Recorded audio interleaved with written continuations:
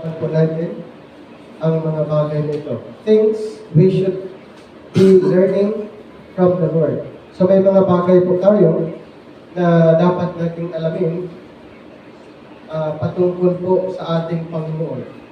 Sa Ephesians chapter 4, 20 to 21. Ephesians chapter 4, verse 20 hanggang 21. Verse 20, but ye have not so learned Christ, if so be that ye have heard him and have been taught by him as the truth is in Jesus. Alright, so things we should be learning from the Lord. Mayroon tayong apat na pag-uusapan po patungkol po dito. Una, how Christ teaches us. Number 2, put off the old man. Number 3, renewed spirit of mind. Number 4, put on the new man. So dito po, i-explore po natin ang mga bagay patungkol po kung ano ang sinasabi ng Panginoon. So, number 1, how Christ teaches us. So dito po may sinasabi, I follow Jesus, not Paul. We all want to learn from Christ. Yes? Tayo po ay sumusunod sa ating Panginoon, hindi po kay Apostol Pablo. Okay? I follow Jesus, not Paul. We all want to learn from Christ. Si Apostle Paul, siya po ay isang instrument lamang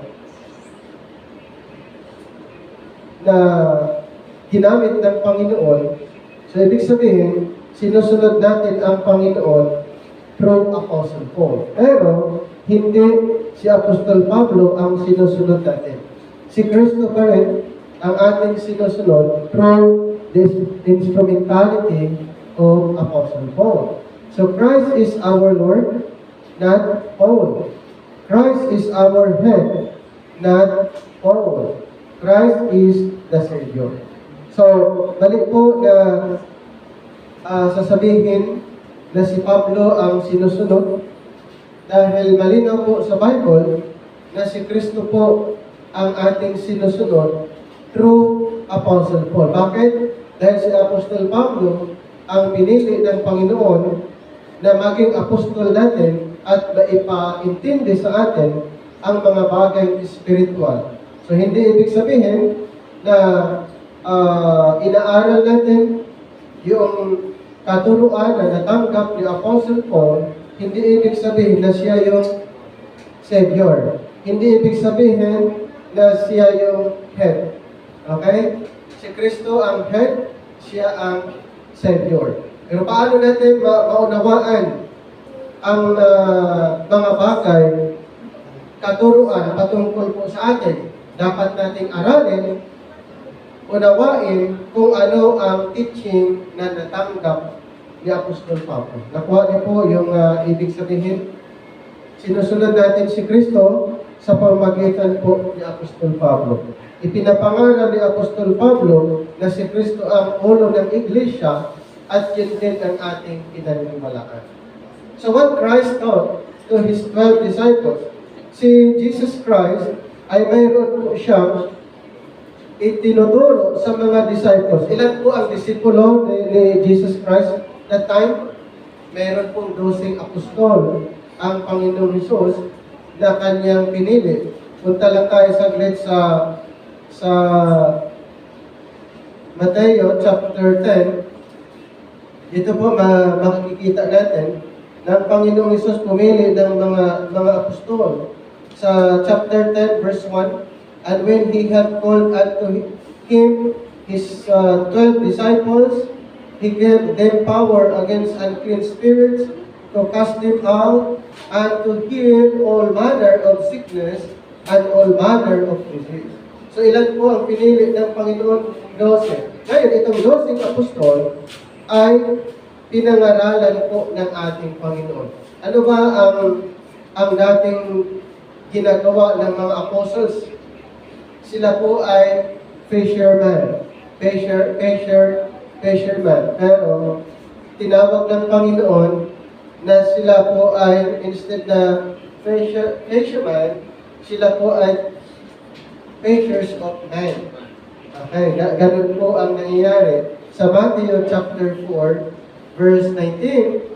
And he said unto them, Follow me, and I will make you fishers of men. Yan po ang sinasabi ng ating Panginoon sa mga apostles. And then, isa pang ipinapangaral niya, dito po sa chapter 5, ipinapangaral niya sa mga apostles kung ano ang magiging characteristic nila kung sila ay nandoon na sa kingdom. Kung nandoon na sa millennial kingdom, ito po sa chapter 5, verse 2 to 11, verse 2, and he opened his mouth and told them, saying, so Jesus Christ was teaching to these 12 men, 12 apostles. Number 3, blessed are the poor in spirit, for theirs is the kingdom of heaven. Number 4, blessed are they that mourn, for they shall be comforted. Number 5, blessed are the meek, for they shall inherit the earth. Number 6, blessed are they which do hunger and thirst after righteousness, for they shall be filled. 7, blessed are the merciful, for they shall obtain mercy. Number 8, blessed are the pure in heart, for they shall see God. Number 9, blessed are the peacemakers, for they shall be called the children of God. Number 10, blessed are they which are persecuted for righteousness' sake, for theirs the kingdom of heaven. And then verse 11, blessed are ye when men shall revile you and persecute you, and shall say all manner of evil against you falsely for my sake. Number 12, rejoice and be exceeding glad, for great is your reward in heaven, for so persecuted they, the prophets which were before you. So dito po, sa binasa po natin, actually ito yung turo ng ating Panginoong Hesus sa mga apostles at that time, na kung ano po ang magiging character or characteristic ng mga apostles na ito, lalong-lalo na pagdating sa millennium. So ito po yung tinatawag na beatitude. So, beatitude, pinag-uusapan po dito yung kanilang attitude. Kaya tinatawag din itong beautiful attitude. So, beatitude. Then, isa pa na ipinapangaral ng Panginoon, itinuturo niya sa mga disciples, yung tinatawag itong Lord's Prayer or the Disciples' Prayer in chapter 6 ng Mateo, verse 9. Verse 9, after this manner, therefore, pray ye, Our Father, which art in heaven, hallowed be thy name. Thy kingdom come, thy will be done, in earth as it is in heaven. Give us this day our daily bread, and forgive us our debts as we forgive our debtors. And lead us not into temptation, but deliver us from evil. For thine is the kingdom, and the power, and the glory forever. Amen. For if ye forgive men their trespasses, your heavenly Father will also forgive you. But if ye forgive not men their trespasses, neither will your Father forgive your trespasses. And then, verse 16, moreover, when ye fast, be not as the hypocrite of a sad countenance, for they disfigure their faces, that they may appear unto men to fast. Verily I say unto you, they have their reward. So, pansinin po natin, ang Panginoon ay nangangaral or nagtuturo sa kanyang mga disipulo, sa mga apostles, kung ano po ang kanilang gagawin before entering the millennial kingdom. So yan po ang na-mention. Then, another is receiving who Jesus sends is receiving Jesus. Sinasabi din ni John, ito po during his earthly ministry, ay kanyang ipinapangaral sa mga disipulo. In John chapter 13, verse 20. John chapter 13, verse 20, Verily, verily I say unto you, he that receiveth whomsoever I send, receiveth me. And he that receiveth me, receiveth him that sent me. Anong point doon? So, ibig sabihin, kung ang mga apostles ay isinugo ng ating Panginoon, ibig sabihin, kung i-reject itong mga apostles, parang ni-reject na rin nila ang Panginoon. Kasi, ang Panginoon yung nag-utos. Ang Panginoon yung nagpadala. Ngayon, kung hindi paniniwalaan, itong ipinadala ng Panginoon, ay hindi na rin nila pinaniniwalaan ang Panginoon. So, ganun po ang issue na kung saan na-mention. At kung pupunta tayo sa time ni Apostle Paul dito sa 2 Corinthians 5:16, we didn't receive Christ after the flesh. Tandaan po natin, ang Panginoon nakilala natin nung wala siya sa laman. Ibig sabihin, nung after His resurrection, wala na siya sa flesh. Nakilala natin ang Panginoon after His resurrection, after His ascension. So, hindi natin siya nakita physically. Okay? Kaya, ang mission natin, hindi katulad ng mga apostles na nakilala nila ang Panginoon physically. Si Jesus Christ nakilala natin after na napalitan ang kanyang katawan into glorified body. So, we didn't receive Christ after the flesh. In 2 Corinthians chapter number 5, 2 Corinthians chapter 5, okay, so basahin po natin chapter 5 ng 2 Corinthians verse 16, chapter 5 verse 16, Wherefore henceforth know we no man after the flesh, yet though we have known Christ after the flesh, ye now henceforth know we him no more. And then in Colossians chapter 2 verse number 6, Colossians chapter 2 verse number 6, As ye have therefore received Christ Jesus the Lord, so walk ye in Him. So, hindi natin natanggap ang Panginoon nung siya'y nasa laman or yung during His earthly ministry, but we received Christ after the flesh. Nung siya po ay nasa estado na po na glorified body. Then isa pa, Christ sent Paul. So kung ang 12 apostol ay isinugo ng Panginoon, si Pablo din ay isinugo ng Panginoon in Acts chapter 9. So dapat ba siyang paniniwalaan? Yes, kasi kung i-reject natin si Apostle Paul na inutusan ng ating Panginoon, ay parang ni-reject na rin natin ang Panginoon na siyang nag-utos, nagsugo.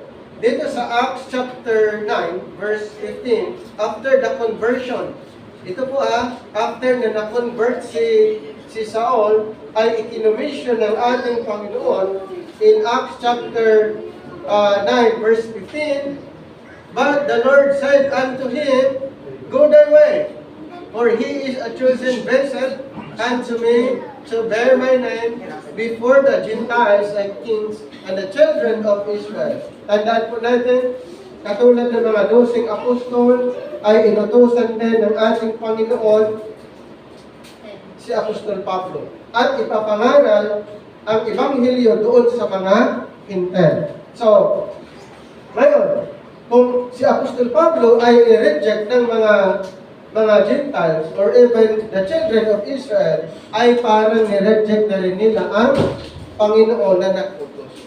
Nakuha niyo po? Si Apostol Pablo ay isinugo ng Panginoon na maging apostol ng mga Hintel, kaya dapat nating paniwalaan, tanggapin ang Ebanghelyo na kanyang ipinapangaral. Bilang apostol natin, dapat nating paniwalaan, tanggapin kung ano ang ipinapaliwanag, ano ang gospel na isinasabi ni Apostol Pablo. Ano pang sinabi niya sa Acts 22:21? Acts 22:21, and he said unto me, Depart, for I will send thee far hence unto the Gentiles. Sino po ang isinugo ng Panginoon doon sa mga Hintel? Si Apostol Pablo. Since tayo ay mga Hintel, ang apostol natin ay si Apostol Pablo.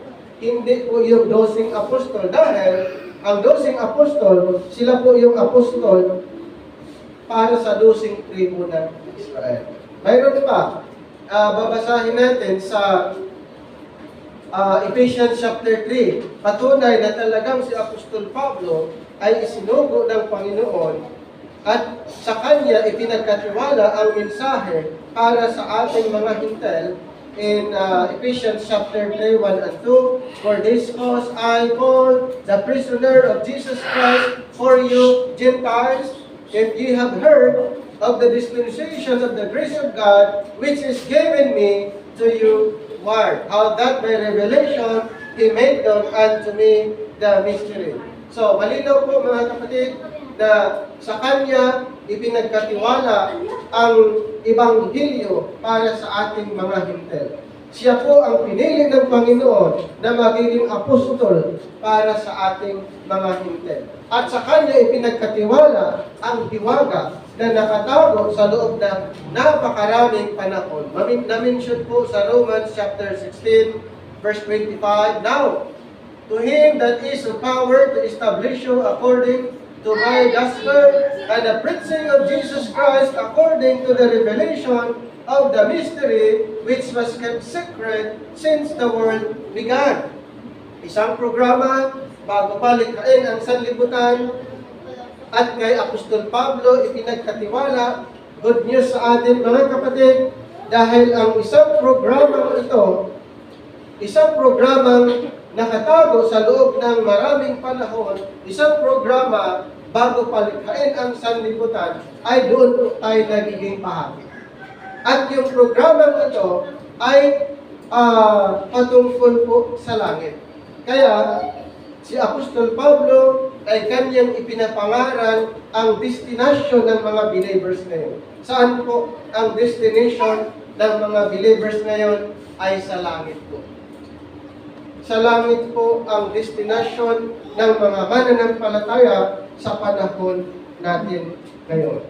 Okay, dagdag pa natin, He that despises all despises God. Ito po, halimbawa, kung katulad na mention natin, kung hindi natin tanggapin si Apostol Pablo, ini-ignore natin si Apostle Paul, at katulad ng na-mention po natin, ay ini-ignore din natin or itinatakbo din natin ang ating Panginoon. May na-mention sa 1 Thessalonians 4:8, He that despises Paul despises God in 1 Thessalonians chapter 4. 1 Thessalonians chapter 4 verse 8, He therefore that despiseth not man but God, who hath also given unto us His Holy Spirit. Kaya malinaw po mga kapatid, he that despises Paul, despises God. Bakit po? Sino bang nagpadala kay Apostol Pablo?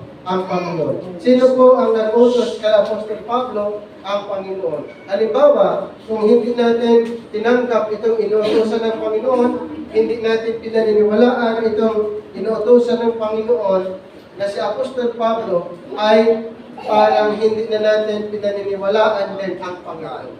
Okay? Kaya pag i-reject natin ang katuruan na ipinangaral ni Apostol Pablo, ay nireject na rin natin ang Panginoon. Malinaw po sa panahon natin ngayon, dahil ang 12 apostol ay hindi po sila inutusan para ipapangaral sa ating mga hintel yung utos na yon. Si Apostol Pablo ang inutusan ng Panginoon. Kaya kung i-reject ang katuruan ni Apostol Pablo sa panahon natin ngayon, ay nireject na rin natin ang Panginoon. Gaano kahalaga ang katuruan na ito? Gaano ka-importante ang teaching na ipinagkaloob ng Panginoon kay Apostol Pablo? Napakahalaga po. Bakit? Dahil ang kaligtasan natin ay nandoon sa Kanya ibinigay.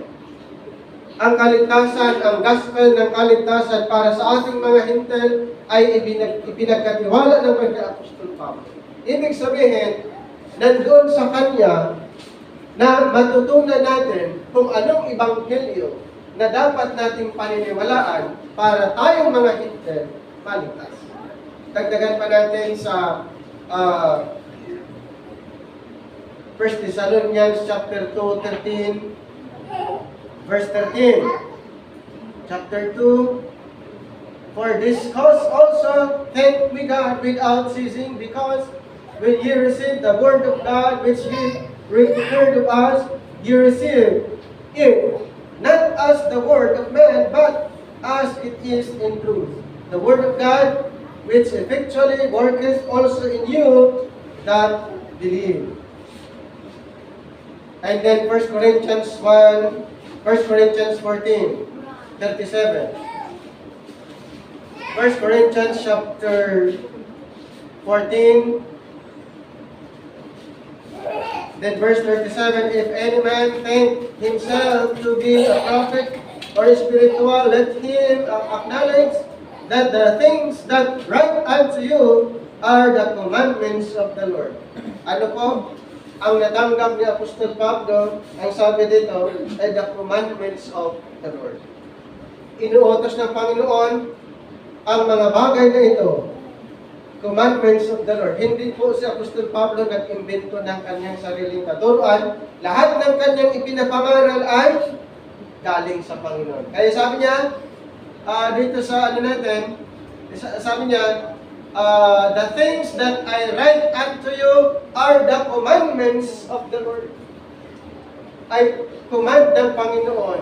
Lahat ng kanyang sinasabi, ipinapangaral, sabi niya, commandments of the Lord. What has Christ been teaching you? Have you heard Him? Basahin natin in Ephesians chapter 4.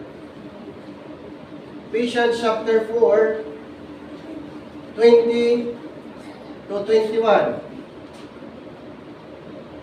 But ye have not so learned Christ, if so, be that ye have heard Him, and have been taught by Him as the truth is in Jesus. Number 2, put off the old man. In chapter 4, verse 22, that ye put off concerning the former conversation, the old man, which is corrupt according to the deceitful lust. So, if you hear that grace teaches salvation without change, naunawaan ba natin? Hindi.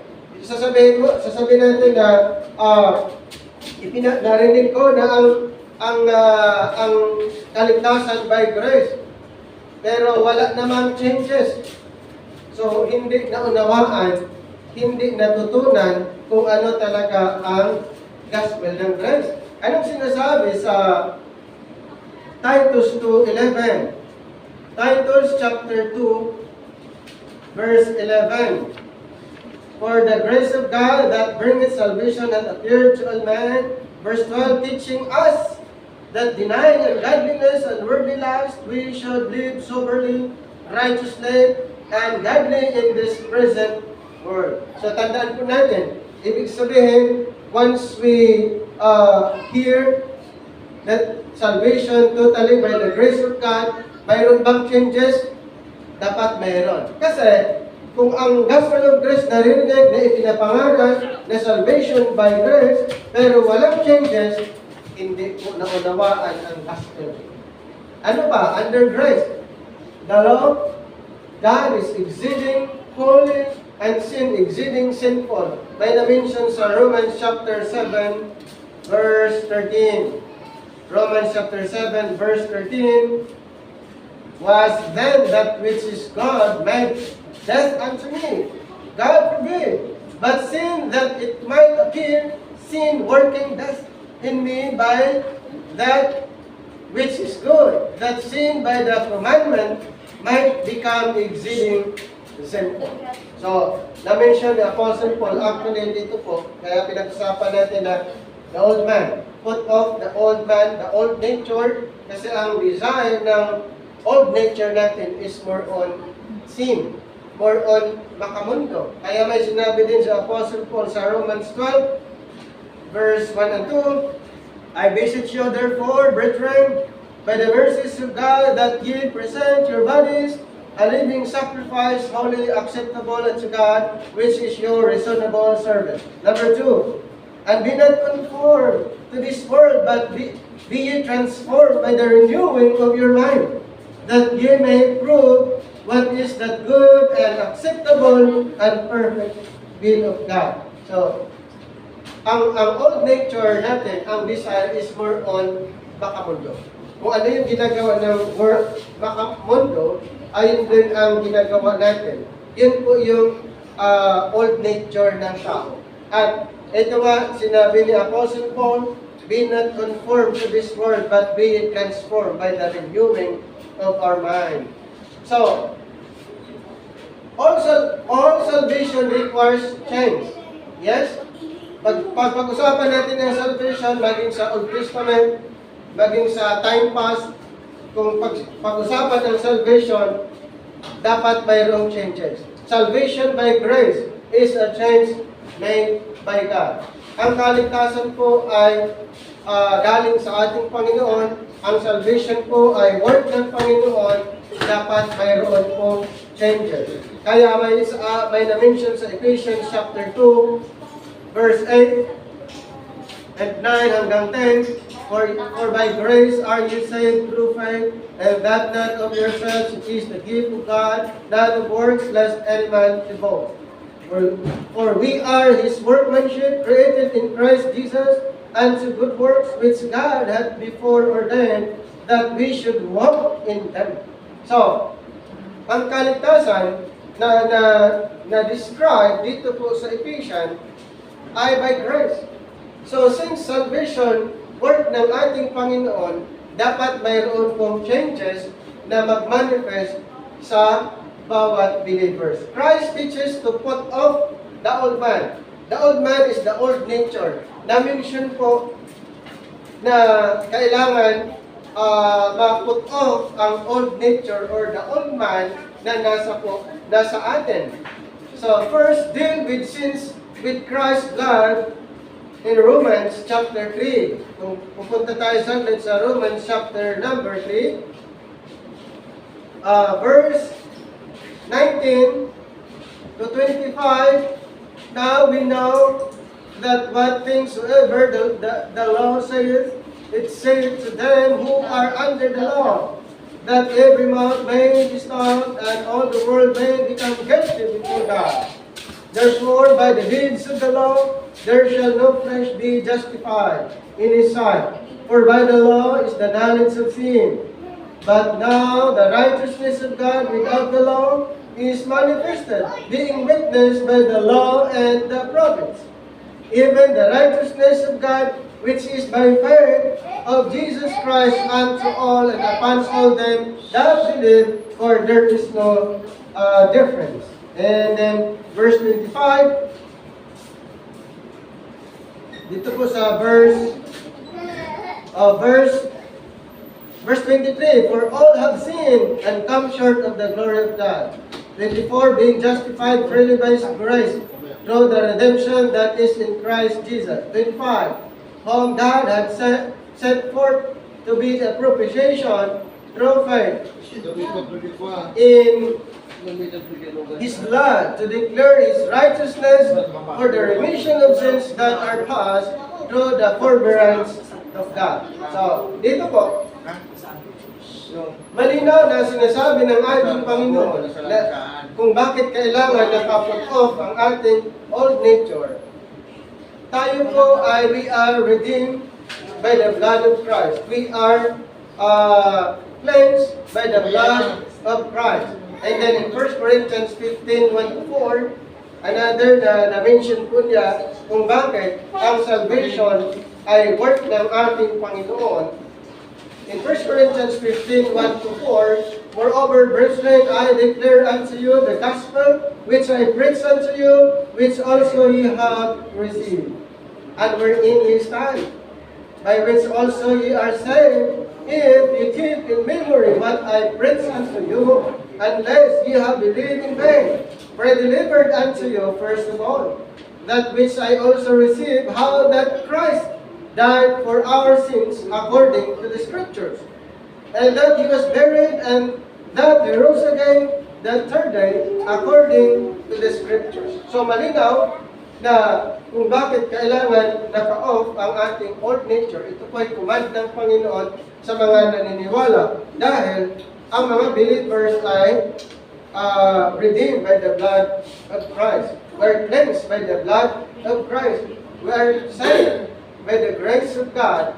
And mentioned in 1 Corinthians that our salvation happened kung ang tao ay maniniwala sa kanyang ginawa sa cross. Ganun po, paniniwalaan po natin ang kanyang ginawa sa cross, ang tao po ay ligtas. At ano ang magiging effect, magiging resulta sa tao na yun na siya ligtas? Siya po ay reconciled. Siya po ay tinatawag na righteous. Siya po ay tinatawag na body of Christ. Siya po ay sealed by the Holy Spirit. At ang tao na yun ay bahagi sa katawan ni Kristo. Napakaganda po ang magiging resulta kung ang ebanghelyo ng kaligtasan, ng ebanghelyo ng grace, kung ito'y paniniwalaan, siya po ay mabago ang kanyang buong pagkatao. At ano po ang mangyari? Yung kanyang old nature ay naka-off. Kaya nga, put off the old man or the old nature. Next, our identity. Identity change from Adam to Christ. Ano po ang mangyayari sa identity natin? Mapalitan po. Ano po ang magiging identity? Pag napalitan, maging identity na ni Kristo. May sinasabi sa Titus chapter 3. Titus chapter 3. Chapter 3 verses 3-4. For we ourselves also were sometimes foolish, disobedient, deceived, serving diverse lusts and pleasures, living in malice, envy, hateful, and hating one another. But after that, the kindness and love of God our Savior toward man appeared. Ayan po. So, our identity, mabago po. Yung identity kasi na, pag sinasabing Adam's identity, yun po yung old nature or old man or yung makasalanang nature. Pero, nung tayo naniwala ay mapalitan ng identity na ni Kristo. Kaya nga sinabing put off the old man, yung old man, the old nature, yun po yung nature ni Adan na nasa atin. At kung ang tayo maniniwala sa Ebanghelyo, mapalitan ng nature ni Kristo. Okay? Kailangan malinaw sa atin in Galatians chapter 2, another verse. In Galatians chapter 2, chapter 2, verse 19 to 20, for I, through the law, am dead to the law, that I might live unto God. Number 20, I am crucified with Christ, nevertheless I live, yet not I, but Christ liveth in me. And the life which I now live in the flesh, I live by the faith of the Son of God, who loved me and gave Himself for me. So, we're crucified with Christ. Crucify our old man in Christ. Our old nature was crucified in Christ. So, nung namatay ang Panginoon sa cross, ay kasama po doon yung ating dating pagkatao, ating old nature, the old man, crucified with Christ. Kaya sabi ni Apostle Paul, I am crucified with Christ, nevertheless I live, yet not I, but Christ liveth in me. Ibig sabihin, ang mga believers, si Kristo ang nasa atin. Si Kristo ang nagmamanifest sa buhay natin bilang mga believers. So the law condemns the old man. So let's in Romans chapter 6:3. Romans chapter 6 verse number 3. Ito po, ang sinasabi, knowing not that so many of us were baptized into Jesus Christ, were baptized into His death. Ayan. So, yan po yung description. Okay? Yan po yung na-describe dito po. And then, dito po sa idagdag natin yung sa verse 6 to 11, knowing this, that our old man is crucified with Him, that the body of sin might be destroyed, that henceforth we should not serve sin. For he that is dead is freed from sin. Now if we be dead with Christ, we believe that we shall also live with Him, knowing that Christ, being raised from the dead, died no more. Death hath no more dominion over Him. For in that He died unto sin once, but in that He liveth unto God. Then 11, likewise reckon ye also yourselves to be dead indeed unto sin, but alive unto God through Jesus Christ our Lord. Okay? So the law condemns the old man, and then another in Proverbs 14. So marami po na nabanggit ang scripture regarding po sa old nature ng tao. Maging sa Old Testament ay nag-mention dito po sa Proverbs, kung titignan po natin sa book of Proverbs, Proverbs chapter 14,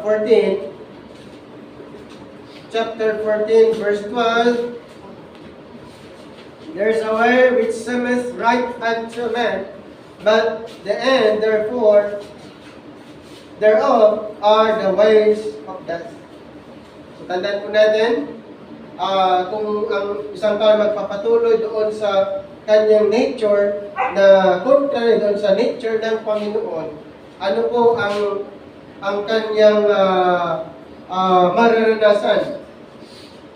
Siya po ay makakaranas ng eternal death. Bakit po? Our old nature, kung ito ay palaging nagmamanifest, ang ginagawa niya ay contrary doon sa gusto ng Panginoon sa atin. Kaya nais ng Panginoon na yung nature ni Kristo ang magmamanifest sa buhay ng mga believers. Pangatlo, renewed spirit of mind in Ephesians 4. Going back to Ephesians chapter 4, dito po sa verse 23, and be renewed in the spirit of your mind. So the Lord teaches us to renew the spirit of our mind. May na-mention dito po sa Titus chapter 3. Titus chapter 3, 5 to 7. Verse 5, not by words of righteousness which we have done, but according to His mercy He saved us by the washing of regeneration and renewing of the Holy Ghost, which He shed on us abundantly through Jesus Christ our Lord, our Savior, that being justified by His grace, we should be made heirs according to the hope of eternal life. So the Lord teaches us to renew the spirit of our mind. So the spirit of our mind, what drives us, what motivates us. So ano po? Ito pala, once ng isang tao ay nanampalataya, ang kanyang kaisipan ay binago. Okay? Kaya nga another description then, we have the mind of Christ. Mayroong description na once ang isang tao ay naniniwala sa Ebanghelyo, ay napapalitan ang ating kaisipan into the mind of Christ in 1 Corinthians chapter 2, verse 16. Ito pong sinasabi, for who hath known that the mind of the Lord that He may instruct him. But we have the mind of Christ. Napakaganda po mga kapatid, once ng isang tao naniniwala sa Ebanghelyo ng kaligtasan, the gospel of the mercy of God, ang kanyang kaisipan ay binago din ng Panginoon. Our old man was crucified, our old nature was crucified, at ang good news, binago ng ating Panginoon ang ating kaisipan. Our mind was renewed. Na-renew po, nabago po, nung ang tao ay naniniwala sa Ebanghelyo. We are no longer motivated by fear. Hindi na po yun. Hindi na tayo motivated by fear, but love, according to 2 Corinthians chapter 5. So, punta po tayo sa 2 Corinthians chapter 5. Start from verse 10 to 16. For we must all appear before the judgment seat of Christ, that everyone may receive the things done in his body according to that he hath done, whether it be good or bad. Knowing, therefore, the terror of the Lord be persuaded. But we are made manifest unto God, and I trust also are made manifest in your conscience. For we commend not ourselves again unto you, but give you occasion to glory on our behalf, that ye may have somewhat to answer them which glory in appearance and not in heart. For whether we be beside ourselves, it is to God, or whether we be sober, it is for your cause. 14, for the love of Christ constrained us, because we thus judge that if one died for all, then we're all dead. Number 15, and that he died for all, that they which live should not henceforth live unto themselves, but unto him which died for them and rose again. 16, wherefore henceforth knowing no man after the flesh, yet though we have known Christ after the flesh, yet now henceforth know we him no more. Wow! Napakaganda po. Our motivation, it should be by the love of Christ. We're no longer motivated doon sa fear, but the love of Christ constrained us. Another verse, 2 Timothy 1:7, na-mention din dito kung ano talaga ang nag-motivate sa atin bilang mga believers. 2 Timothy chapter 1. Ito po, for God hath not given us the spirit of fear, but of power, and of love, and of a sound mind. Ano pong nag-motivate sa atin? Yung love ng Panginoon. Okay? Kaya maging malinaw sa atin, hindi tayo motivated doon sa takot o doon sa fear, but yung love ng Panginoon. Another mention, Paul has mind problems in Romans 7:20-25. Dahil po doon sa sinful nature. So paano po niya ito napagtagumpayan? Balik tayo sa Romans chapter 7. Romans chapter 7, start tayo sa 20 hanggang sa 25. Verse 20, now, if I do that I would not, it is no more I that do it, but sin that dwelleth in me. I find then a law, that when I would do good, evil is present with me. For I delight in the law of God after the inward man. But I see another law in my members, warring against the law of my mind, and bringing me into captivity to the law of sin, which is in my members. O wretched man, that I am, who shall deliver me from the body of this death? I thank God through Jesus Christ in verse 25, our Lord. So then with the mind I myself serve the law of God, but with the flesh the law of sin. So ito yung tinatawag na Paul has man problem. They are resolved in Romans 8. Kung dun sa chapter 7, ay mayroon siyang problem regarding doon sa sin in chapter 8, the following chapter, especially verse 5 to 6, for they that are after the flesh do mind the things of the flesh, but they that are after the Spirit, the things of the Spirit. For to be carnally minded is death, but to be spiritually minded is life and peace. So mayroong problem doon and then na-resolve lang din po. So, ano po ang kwento? Kailangan po ma-renew ang ating kaisipan. Katulad din ni Apostle Paul. At ganun din na-mention sa chapter 8, 29 hanggang 39. So our minds must be transformed before any good can happen. In Romans 12:2, na-mention din natin, ano po yung 12:2, and be not conformed to this world, but be transformed by the renewing of your mind, that ye may prove what is that good and acceptable and perfect will of God. So kailangan po mayroong transformation sa ating kaisipan. Kaya renew the spirit of our mind. Meron pong renewal, meron pong changes. Then, the mind of Christ is spiritual. It is slowly, it seeks resurrection in 1 Corinthians 2:16. So, nabasa din natin, we have the mind of Christ, and then in Philippians chapter, verses 1 to 4. Philippians 1, verses 1 to 4. Actually, ito po yung nag-mention sa mind of Christ. Ang kaisipan ni Kristo ay nasa atin din. Ang kaisipan ni Kristo ay nasa mga believers din. Kaya nga, ang ating kaisipan ay na-transform din. Okay? Na-transform din into the mind of Christ.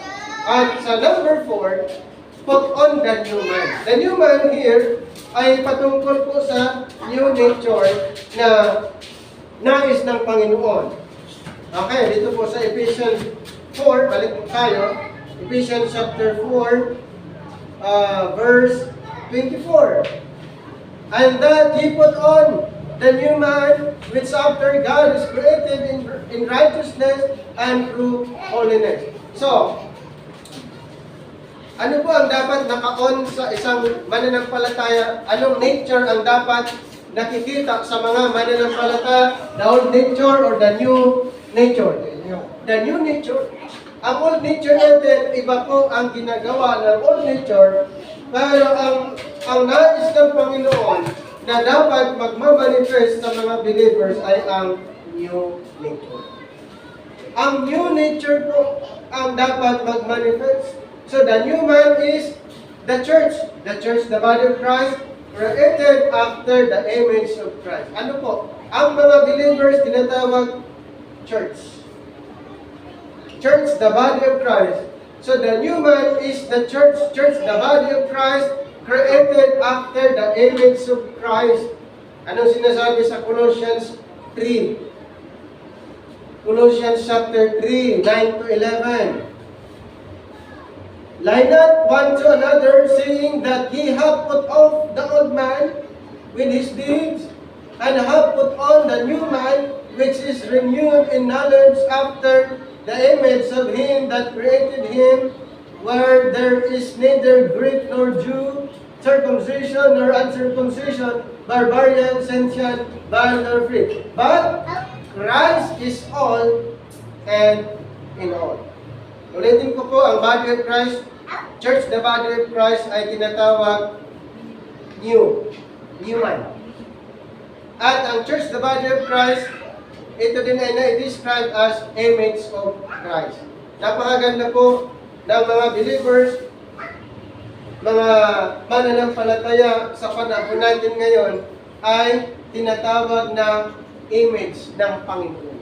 Since Christ is the head and we are bilang members His body. So, resurrection means we walk in newness of life. Resurrection means we walk in newness of life. Na-mention din po ito sa Romans chapter 6 verse 4. Romans chapter 6 verse 4, therefore we are buried with Him by baptism into death, that like as Christ was raised up from the dead by the glory of the Father, even so we also should walk in newness of life. Ano po ang punto? Ibig sabihin, ang mga mananampalataya ay dapat mamuhay ayon sa kagustuhan ng Panginoon. Dito po sa binasa natin, sa binasa natin sa verse 4, the newness of life. So yeah, therefore we are buried with Him by baptism into death, that like as Christ was raised up from the dead by the glory of the Father, even so also should walk in newness of life. Walk in newness of life. Resurrection means we walk in newness of life. Hindi na po yung dati. Okay, hindi na po yung dati na ginagawa natin nung hindi natin kilala ang Panginoon, hindi natin pinaniniwalaan ng Panginoon. Ano po ang ginagawa natin? Hindi na po yun ang gagawin natin nung tayo'y binago ng ating Panginoon. Okay, so how we ought to walk in sanctification and honor. In 1 Thessalonians 4, punta po tayo sa 1 Thessalonians 4. 1 Thessalonians chapter 4. So dito po, 1 to 3. Furthermore, then we beseech you, brethren, and exhort you by the Lord Jesus, that as ye have received of us how ye ought to walk and to please God, so ye would abound more and more. And then in verse number 2, for ye know what commandments we gave you by the Lord Jesus. For this is the will of God, even your sanctification, that ye should abstain from fornication. So dito po, malinaw na since we are in Christ, ang ating pamumuhay ay nagbago din. Lahat nagbago, ang ating kaisipan nagbago, ang ating pamumuhay nagbago, ang buong pagkatao natin ay nagbago. Ano po ang dapat na magmamanifest? Yung kaisipan ni Kristo. Yung character ni Kristo ang makikita na po sa mga believers. Since we are His body. So, sanctification, ano bang ibig sabihin ng salitang sanctification? Separate for God's purpose. Ibig sabihin, we are separated and designed for God's purpose. So, ang purpose po natin ngayon is for the glory of God. May na-mention sa Ephesians 4, Ephesians chapter 4, 17 to 21, this I said, therefore, I testify in the Lord that ye henceforth walk not as other Gentiles walk, so in the vanity of their mind, having the understanding darkened, being alienated from the life of God through the ignorance that is in them, because of the blindness of their heart. Who being past feeling, have given themselves over unto lasciviousness, to work all uncleanness with greediness.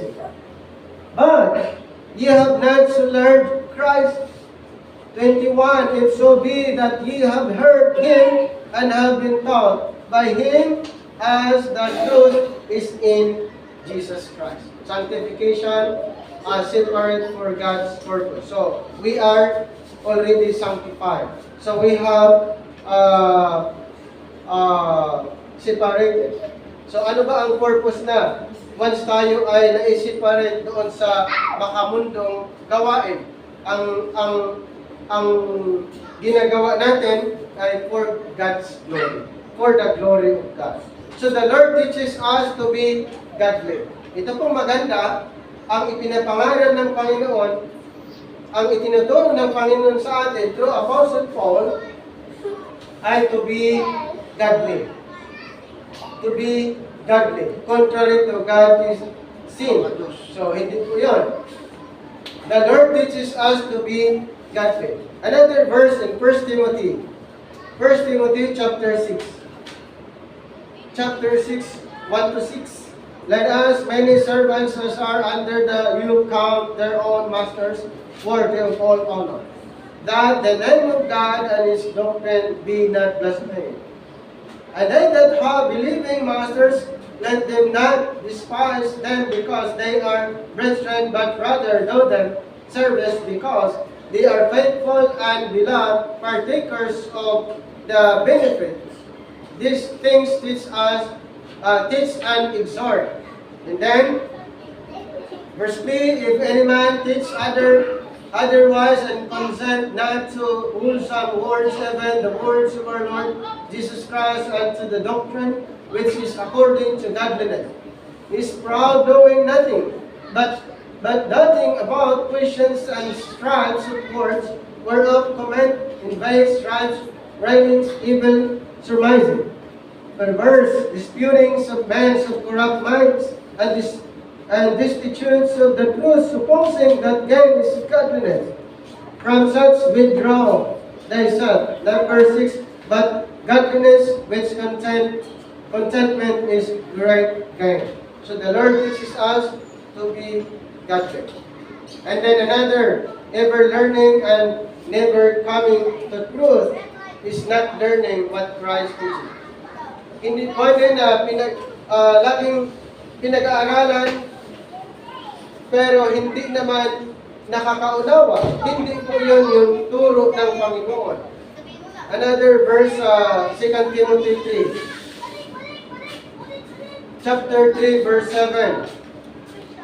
Moreover, 2 Timothy chapter 3, ito po, 3:7, ever learning and never able to come to the knowledge of the truth.